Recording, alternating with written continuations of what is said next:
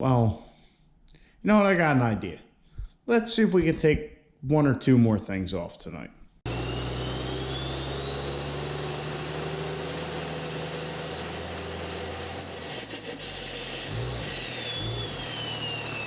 Hello guys, welcome back to the channel. Welcome back to the garage once again.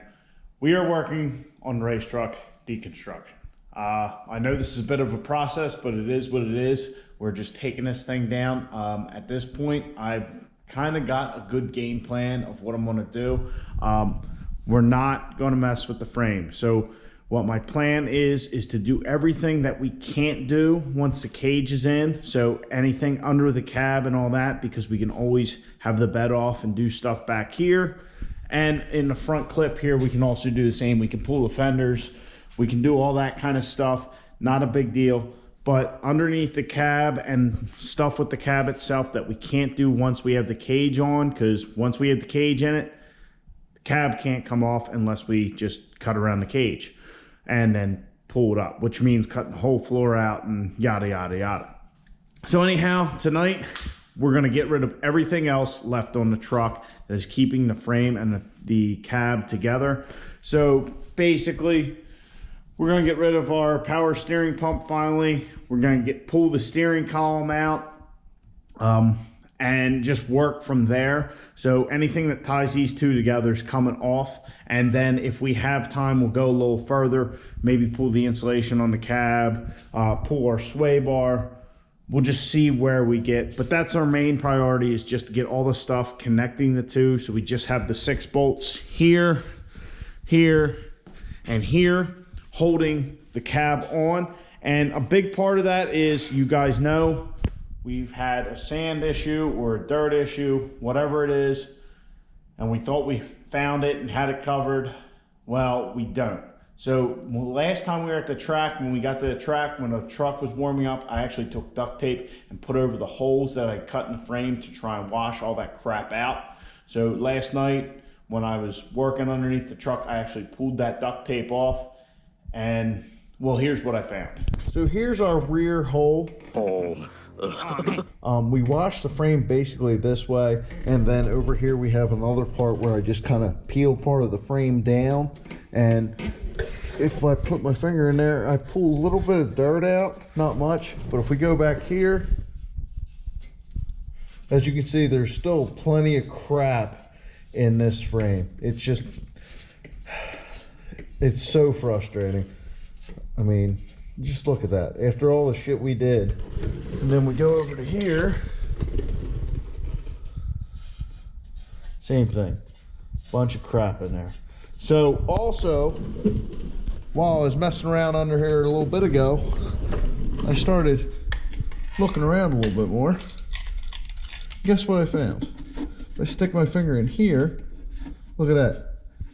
There's a ton of crap in here as well on the cab. This is no good. We're lucky that we weren't having more problems than we did. Especially that last time we were at the track, when we made like 11 passes or something that one day. I mean, just look at how much crap is in there, and you see how far the hole is up from the bottom. I can barely touch it with my finger, and I'm kicking that much crap out. So this thing's all full up here. I think the front is a little better. I think everything's kind of pushed to the back, probably from launching the truck, but that's something we need to address.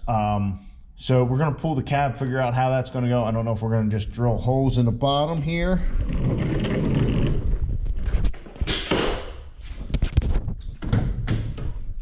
or possibly just drill some speed holes along here, and then we can vacuum it all out. I have yet to determine. Hell, we might even do both, because that's all weight and it's all crap we don't need. It doesn't really do anything for the cab of the trucks. When you close the door, you can't see it. So that's the plan. We're gonna start unbolting some more stuff and see what we got. This sand issue, I thought we really had it licked. I pulled that duct tape last night, and what the hell. So let's get to it. Let's get more crap off this truck.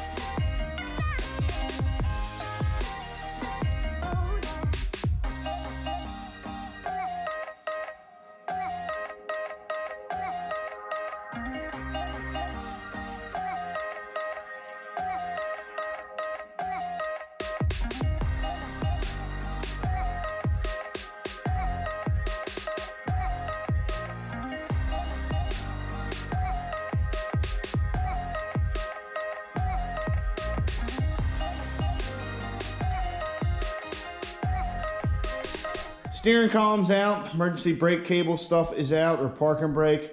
Hood latch, that's all off the truck. So we're looking pretty naked back here. The only really thing flopping around is this brake line. But yeah, we're looking good. In the cab here, we just have a set of pedals and a four-wheel drive lever that doesn't do anything. So really, we could probably unbolt the pedals too, but they're not hurting anything for the time being. We'll probably end up getting rid of this aluminum thing and just making mounts for them off of the cage, you know, when we get to that point. But they're a good reference, so we'll leave them there for now, even though we will be filling some of these holes in the dash. Yeah, so it is even emptier in here than before. As far as under the hood, all the power steering stuff is out. That is connected to the cab, I should say, because we still have our steering rack, or steering driver. I can't remember the name right now, but we still have that attached to the frame. All the stuff connecting the frame to the cab is off. We got our brake lines disconnected, this big block just sitting there. What we'll probably do is I'll probably look into and figuring out what we need to do brake wise, like proportioning valve and all that, and we'll just do like a more traditional setup without this. ABS is what I'm assuming it is. But yeah, other than our 6 cab bolts, there's nothing tying this cab to the frame. So we'll get to taking our sway bar out and see what else we can take off this pig. And yeah, we'll be ready to figure out a way to get the cab off. I still haven't figured that out yet. Maybe we'll just take the doors off and then we can stick some 2x4s through there. I don't know. I haven't thought that far ahead.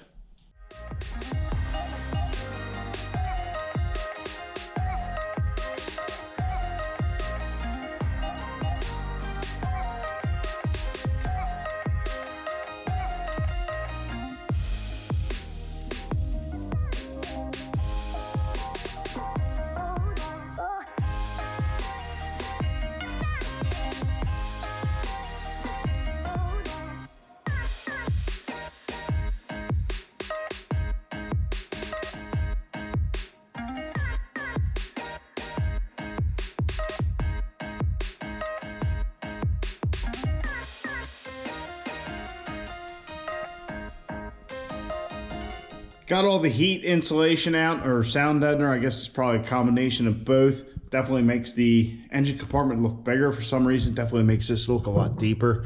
But that was relatively easy to get out. It was just on like 3 or 4 of these little pegs.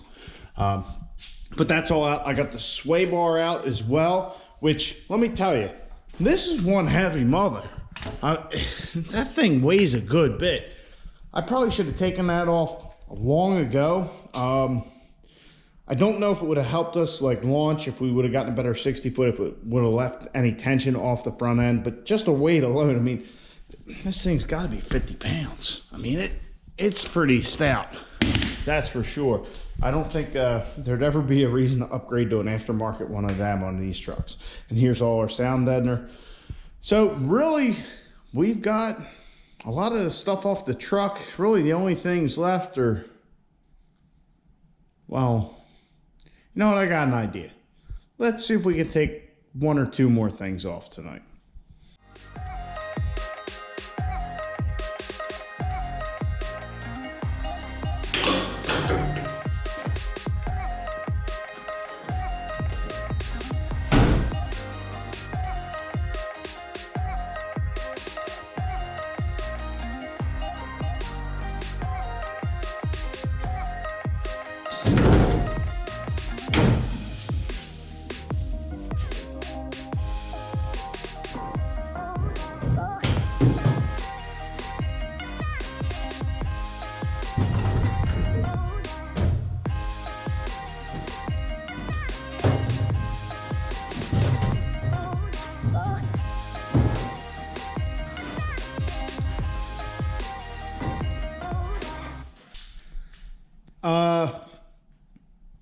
So things kind of got a little further than I anticipated.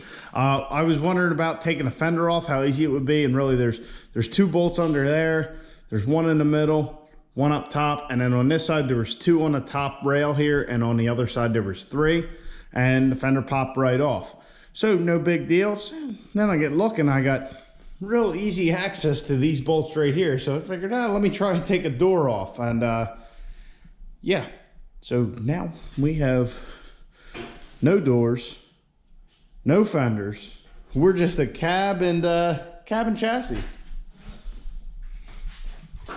Yeah, this thing is properly disassembled. Really, we got 6 bolts holding the cab on, and that's it. Still got the hood on though, for whatever reason. Well, probably because I can't take it off by myself. Well, haven't tried yet. I probably could. But anyhow, yeah, this thing's ready to come off. Wow. Oh, another thing. When I pulled this fender off, I noticed this. Look at all this crap right there. Isn't that ridiculous? That's not even... I guess that is sand. I don't know. Man, this thing is just loaded with crap everywhere. How do you get it up that high? Had to be off-roading in the dunes or something like that. I don't know. Man, look, just look at that. There's still a bunch in there, and I already got a pile. What the hell? What in the wide world of sports? What in the wide world of sports is going on here? I had you people try to get a little track lead, not to jump around like a bunch of Kansas City. So as you guys can see, we're disassembled. Really just to take the cab off, all we got to do is undo 6 bolts and lift it off. Haven't figured that part out yet, but probably just like a couple 2x4s in here or something like that. But there's definitely some issues dirt wise we got to deal with. We can't be running faster than we can't be running even what we were running with these dirt issues. We were lucky the last time we were at the track we didn't have any problems, but it's definitely something that would creep up on us and probably get worse as we got faster, so we need to take care of it now. But yeah, steering column out, parking brake stuff out, hood latch out, fenders off, doors off, sway bar out, insulation out. There's not much left going on here. This thing's a wreck.